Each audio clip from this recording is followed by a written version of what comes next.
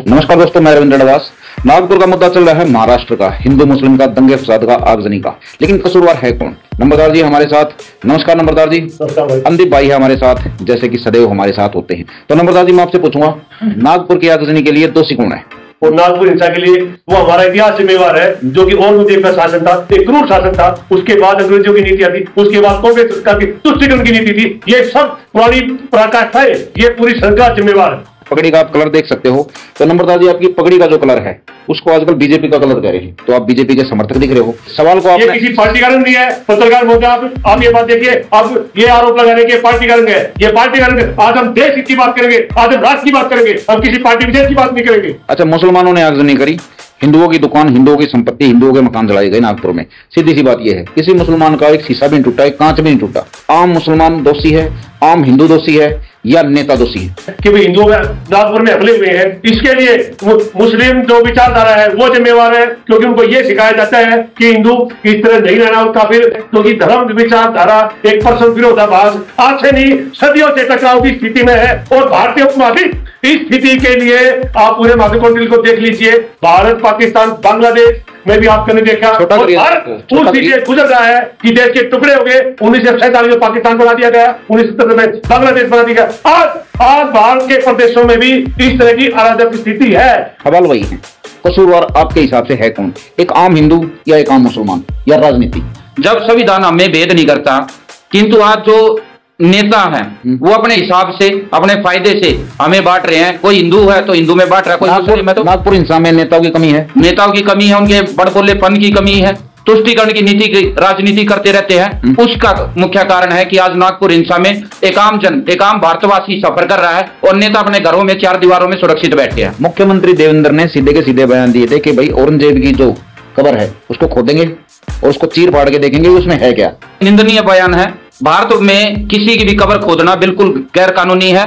औरंगजेब बिल्कुल अच्छा नहीं था और औरंगजेब की नीतियां बिल्कुल देश विरोधी थी। उन्होंने धर्मांतरण किया, अपने पिताजी का वध किया, अपने भाइयों का वध किया। यह हमारे देश का दुर्भाग्य है कि आज की राजनीति में जो मुस्लिम समुदाय है वो औरंगजेब को एक हीरो के रूप में प्रदर्शित कर रहे हैं कि आप अपने बच्चों को औरंगजेब बनाना चाहते हैं या अब्दुल कलाम बनाना चाहते हैं। हमारे दिल्ली में पूरे मुस्लिम समुदाय को इस हंगामे के लिए जिम्मेवार मानोगे? आप पूरा मुस्लिम समुदाय हंगामे के लिए जिम्मेदार नहीं है। जो नेता है जिन्होंने मुस्लिम समुदाय का ठीकरा अपने सिर पे रख रखा है, जो कहते हैं कि हम उसके रहनुमा हैं, वो एक तड़काऊ भड़काऊ बयान देते हैं, फिजूल बयान देते हैं। उसके कारण वो नीचे एक चैन बनाते हैं, चैन से जो एक आम मुसलमान है वो नीचे तक पहुंचती है। आम मुसलमान इतना जागरूक नहीं है। आम मुसलमान आज भी सपने देखता है कि उनका बच्चा देश के लिए अब्दुल कलाम बने।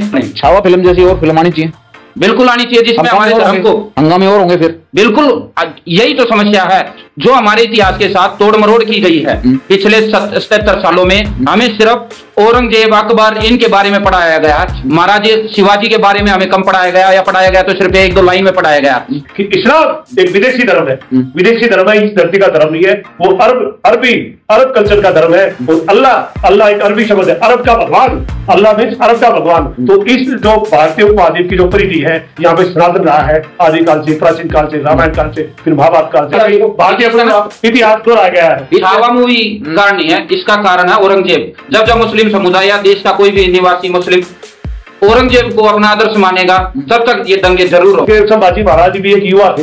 एक युवा को इस तरह टोर्चर प्रदर्शित किया गया कि उसके अंगन काट के इस तरह बिगाड़ के कहीं ना कहीं वो स्थिति हिंदू साम्राज्य को डेमोलिश करने की, यानी एक सभ्यता, एक क्रूर सभ्यता दूसरी बढ़िया सभ्यता को दबाने का प्रयास कर रही है। और यही परस्पर टकराव की स्थिति रही है और छावा फिल्म में यही दिखाया गया है। छावा में एक संदेश था, बहुत बढ़िया पॉजिटिव संदेश था, हर एक कम्युनिटी के लिए, हर एक धर्म के लिए, हर एक इंसान के लिए। लेकिन इन राजनेताओं ने तो इसको गलत तरीके से पेश करके ये दंगे फसाद करवा दिए ना। कुछ से बताए दूसरी से बताओ को तोड़ने, मरोड़ने, मिटाने, नष्ट करने का प्रयास सदियों से करती रही है, जो कि आज कालांतर में भी आपको ये देखने का मिल रहा है। ये आज नहीं, नागपुर में कहीं ना कहीं एक सभ्यता को नष्ट करने के लिए दूसरी सभ्यता अपनी क्रूरता जाहिर कर दी है, जो कि आज के दौर में भी ये जग जाहिर है। तो क्या करें, ऐसी फिल्म बनाने बंद कर दें? अगर बंद नहीं करेंगे, ज्यादा बनाएंगे तो नेताओं को तो ज्यादा मौके मिलेंगे ना। ताकि आप एक दौर था जिसमें कबूतर और बाज दिखाए जाते थे, वो फिल्में थी, उसका कल्चर हमारे देश को, युवा को नष्ट कर दिया है छोटे भाई। और पत्रकार बोलते हैं आप ये मानिए कि आने वाली फिल्में बिल्कुल राष्ट्रवादी भावना तरह से बनाई जाएंगी। आप बॉर्डर फिल्म को देखिए, बहुत सी फिल्म ऐसी बनी, कहीं ना कहीं नौजवानों को ऊर्जा और दिशा मिलने का काम अच्छी फिल्मों ने किया है। देखिए, देश जब आजाद हुआ ना, उसमें सिर्फ एक हिंदू समुदाय का हाथ नहीं था, उसमें मुस्लिम हिंदू समुदाय इकट्ठे लड़े, मिलकर लड़े, तब हमें आजादी मिली। किंतु पिछले 77 वर्षों में जो तुष्टीकरण की राजनीति है, आज हम ऐसे दो राय पे खड़े हो गए हैं जहां हम सिर्फ मुस्लिम को मुस्लिम के तरीके से देखते हैं, हिंदू को हिंदू के तरीके से देखते हैं। तुष्टीकरण की राजनीति करता कौन है? हिंदू मुस्लिम या नेता? नेता करते हैं। नेता सिर्फ दिखाने के लिए करते हैं कि भैया हम हिंदू हैं, वो हिंदुओं के लिए बोलते हैं। कुछ जो मुस्लिम नेता है उन्होंने ठेकेदार बन गए वो मुसलमानों के लिए, और तुष्टीकरण की राजनीति करते हैं। आम आदमी को, चाहे वो मुसलमान है चाहे हिंदू है, उसको हिंदू मुस्लिम से कोई जो दिक्कत नहीं है, उसको सिर्फ विकास चाहिए। क्यों नहीं दिक्कत है? 1947 में क्यों विभाजन हुआ? क्यों मुसलमानों पत्रकार होता आप ये देखिए तो विभाजन क्यों किया गया? इसलिए किया गया कि मुसलमान हारेंगे और हिंदू हारेगा। इसी कारण भारत पाकिस्तान के दो टुकड़े कर दिए गए। ये इससे बड़ा राजनीतिक विवक्षा नहीं तो क्या? जो ऐसा ही चलता रहा, तुष्टीकरण की राजनीति चलती रही, तो इस देश के फिर भी विभाजन होगा, फिर एक अलग से पाकिस्तान बनेगा। अभी हमारे देश में पता नहीं कितने पाकिस्तान पनप रहे हैं। आप केरला का उदाहरण लीजिए, आप और भी स्टेट है उसमें देखिए कश्मीर की स्थिति। उसका सोल्यूशन क्या? उसका सोल्यूशन ये है कि आज जो पुराना राष्ट्रवाद या सनातन धर्म है उसी की आगाज करनी पड़े, क्योंकि ये भूमि सनातन धर्म के लिए बनी है। आप प्राकृतिक रूप से देख लीजिए कि सनातनी है और यहाँ पे विदेशी धर्मों के लिए कोई जगह नहीं है। ये क्या बात कर दी गुरु जी? देखो ये तो पढ़े लिखी बात है नहीं, आप कह रहे हो किसी भी धर्म के लिए कोई जगह नहीं है। आप ये देख लीजिए विदेशी धर्मों के लिए कितने देश है, और आप सनातन धर्म को देख लीजिए। हमारे नेपाल की भी राजशाही खत्म कर दी गई है एक षड्यंत्र के तहत। और आज अगर सनातनी इस मरुभूमि भारतीय उपमहाद्वीप में नहीं रहेंगे तो वे कहां जाएंगे? आप अरब देशों में देख लीजिए, कितने देश है, कितने देशों में है जो भी अलग जाति वहीं से शुरू होती है, और ये लोग कहीं ना कहीं किसी भी देश में जाकर कुछ बात करते हैं, यानी सभ्यता का टकराव और सफल आज भी जारी है। आप इजराइल फिलिस्तीन को देख लीजिए। आपने एक मिनट रुकिए, देखिए तेजी से काम मत लीजिए, आराम से बात करेंगे। ये बताइए, आपने कहा कि किसी न किसी देश में जाके ये राजनीति करते हैं, ये कौन? नाम लीजिए। जो भी इस तरह के प्रति या जो इनकी विचारधारा है, या काफी जो आप मोमिन बोलते हो, मुसलमान जिसको बोलते हो, सब मुसलमान, जितने सभी मुसलमानों का लगभग एक ही एजेंडा है। हाँ, और मैं डंके की चोट पे कहता हूँ, आने वाला भविष्य बिल्कुल टकराव की स्थिति में होगा। इन गोल गोल बातों से कुछ नहीं होगा। अगर जो धर्म के तरीके से चलते रहेंगे तो आज नहीं तो कल और विभाजन होंगे और एक मान से बता विनिष्ट करने के प्रकार पे पहुंचाएगी। नागपुर तो राजनीति दी मुसलमानों ने की है, हिंदुओं की प्रॉपर्टी पे सीधी सी बात है, लेकिन उसके पीछे राजनीति है गुरुजी, ये साफ तौर पे दिख रही है। तो अंदीप जी, मैं आपसे जवाब चाहूंगा और मैं आपसे हाथ जोड़ के थोड़ी देर आप चुप रहिए, अंदीप जी को जवाब देनी चाहिए। और धर्म की हिंदुस्तान में कोई जगह नहीं, क्या ये किसी भी तरह संभव हो सकता है? किसी भी तरह हिंदुस्तान में सभी धर्मों का स्वागत है, सभी धर्मों के लिए जगह है, किंतु जो धर्म संविधान के अनुसार चलेगा उसके लिए जगह है। जो धर्म के अनुसार देश को चलाना चाहेगा, मुसलमान के लिए मुसलमान में फर्क है। मुसलमान में फर्क है, बिल्कुल। कुछ मुसलमान हमारे देश हित के लिए सोचते हैं, कुछ जो सिर्फ धर्म के लिए सोचते हैं, उनके लिए इस देश में कोई भी जगह नहीं है। तो ये जो दंगे फसाद नागपुर में हुए हैं, अगर मुसलमान का इसमें आता है तो वे कौन से मुसलमान है? जो देश विरोधी मुसलमान है, जो किसी विचारधारा से प्रभावित है, किसी धर्म से प्रभावित है। मुसलमान है छोटे भाई कि वो संविधान को नहीं मानते, समाज को नहीं मानते, जो इस देश के संविधान को नहीं मानता, जो इस देश की राष्ट्रपिता को नहीं मानता, जो इस देश को नहीं मानता, जो इस देश की विचारधारा को नहीं मानता, उसके लिए इस देश में कोई जगह नहीं। अभी आता हूं मैं हिंदुओं पे। हर एक षड्यंत्र के पीछे अगर मुसलमान है तो 1%, आधा परसेंट, 0.1% हिंदू भी है, चाहे वो किसी राजनेता की शक्ल में हो। तो आप ये बताइए वो हिंदू कौन सा है?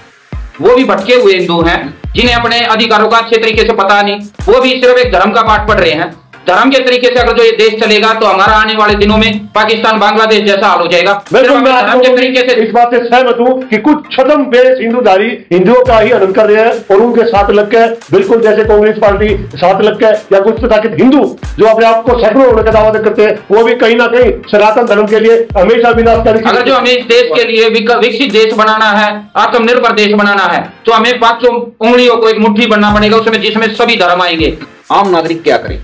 एक जगह जहां बहुसंख्यक आबादी हो जाती है तो उसको आप देख रहे हो कि आम नागरिक भी उसको सफर करता है, उसको भागना पड़ता है। वो कश्मीर से भागा, वो बंगाल से भागा, वो बिल्कुल उस क्षेत्र से भागा, उसको भागना पड़ा अपनी जान बचाकर। आपने देखा आम आदमी सीधा प्रभावित होता है। बिल्कुल मुस्लिमों का एक छत्तर राज है, जहां पर अगर जो इलेक्शन होंगे तो वहां पर मुस्लिम कैंडिडेट बिल्कुल सिंगल हाईएस्ट मार्जिन से जीतेगा, एक तरफा जीत हासिल करेगा।